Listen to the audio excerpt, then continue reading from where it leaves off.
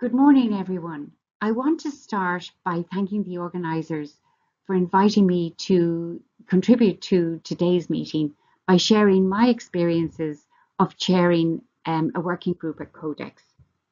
With my team, we lead work for Ireland on the establishment of nutrient reference values for very young children.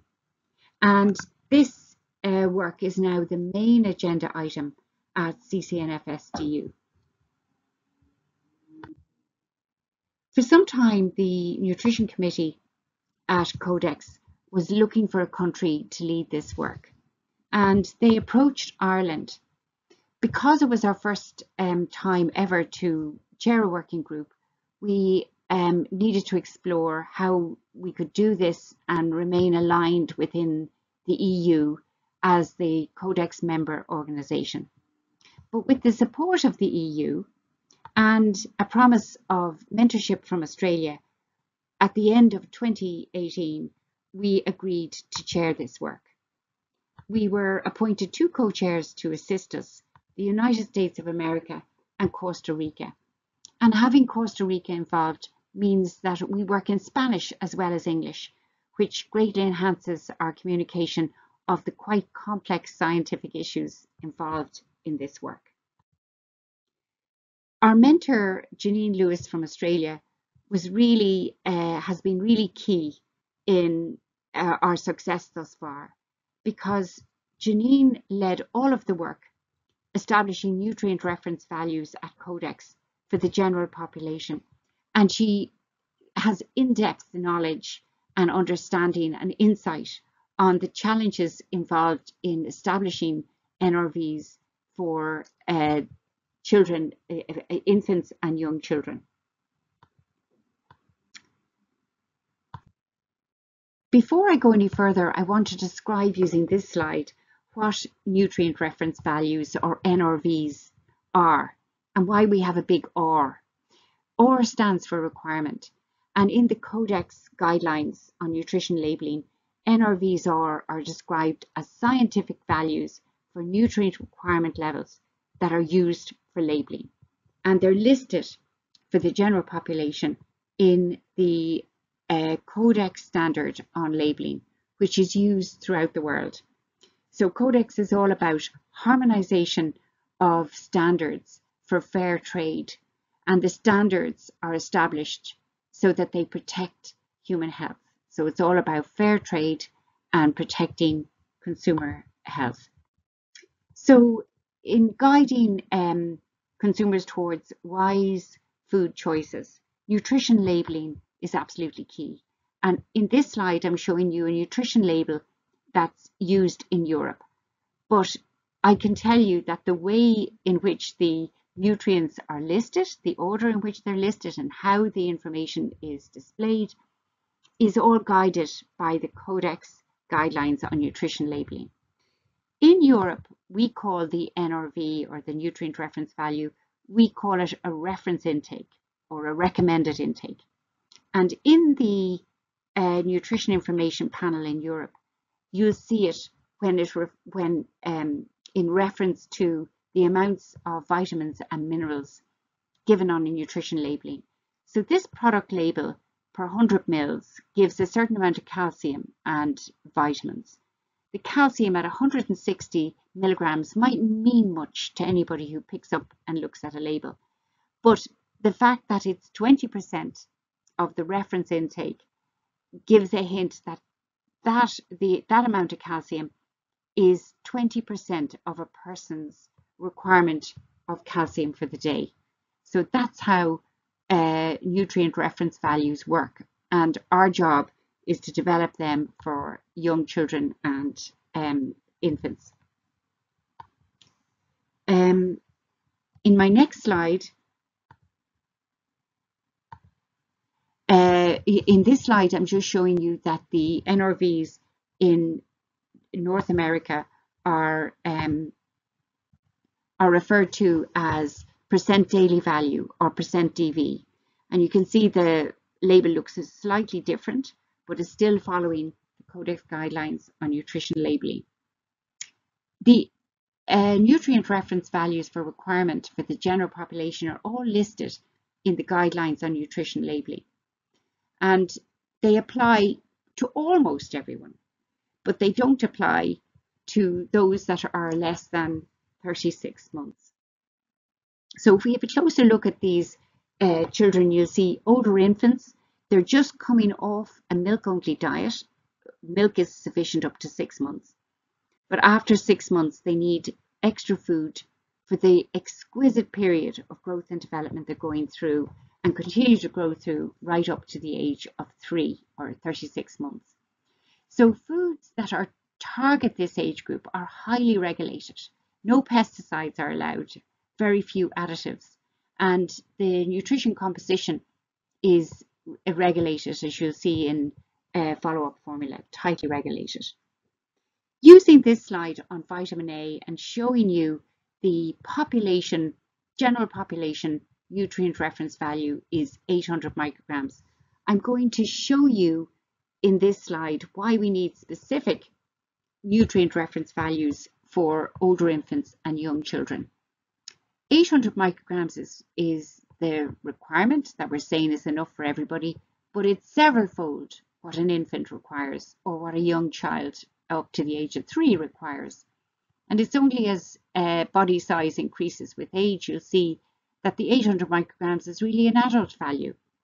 And for vitamin A and other nutrients, there is actually a safe upper level beyond which there can be adverse effects of having too much.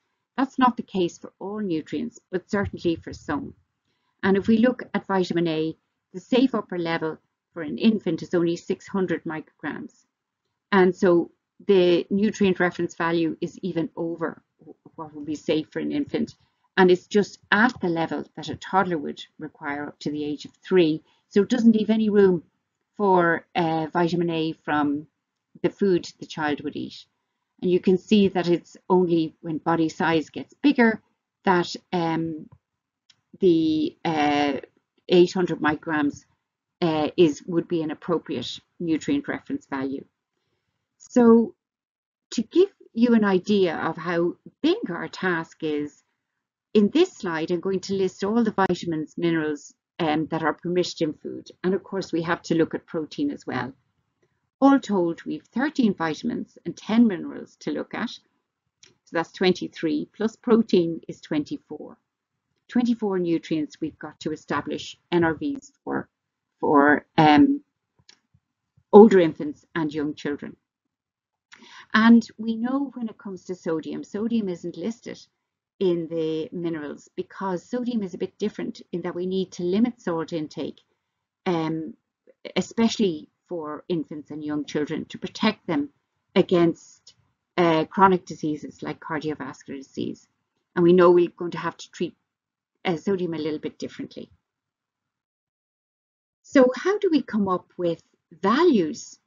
Where do we start in establishing nutrient reference values? Well, we start from the reports, and we start with the primary source of information on nutrient requirements, which would be FAO, WHO. But FAO, WHO don't have information on all of the nutrients permitted in food. And we know that some recognized authoritative scientific bodies in different regions of the world have maybe more recent information coming out. So we use these recognized authoritative scientific bodies to support the primary source of WHO, FAO. So we look at the FAO, WHO report, but we also look at the Institute of Medicine, which looks at Canada and United States reference values. We look at EFSA, we look at the International Zinc Group, we look at the Nordic Council of Ministers, who've recently produced an update on their vitamin and mineral requirements. We look at the Japanese reports, and we look at the reports from Australia and New Zealand. So we have to look at 24 nutrients now from 7 different reports, and we've got to categorize them and rank them and propose them as the best values for both older infants and for young children. So we knew that this was an enormous task. So we worked with the Codex Secretariat, with WHO and FAO, and the chairs of CCNFSDU, the German chairs, and we arranged for this work to be outsourced so that we have a report that came back to us in 2021. This was all done during the pandemic, which carried out looking at all of those reports and ranking the nutrients in terms of science. And we were really very lucky in that Janine Lewis, at around this time, was retiring from her main job, and she agreed to write this report. Now, she was the top person in the world who is most suitable because she had all the insight of what was needed for Codex in this work. So we were very lucky. At the moment, we're in the throes of consulting around the world on the best nutrient reference values for the two age groups. But in this slide, it'll probably take us another couple of years to finish the work. But I just wanted to summarise the benefits to Ireland of being a small country and leading a working group at Codex. And I suppose the first one is it's given us wonderful opportunity to showcase Ireland's scientific excellence in the area of infant and young child food and nutrition. It's allowed us to closely interact within the EU, within the Commission and Member States, and have an influence maybe beyond our small size.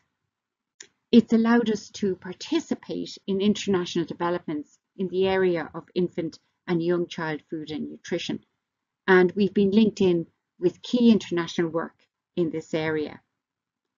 Overall, it's enhanced Ireland's credibility in best infant and young child feeding practices. And I suppose in summary, it reflects very positively on Ireland's food production.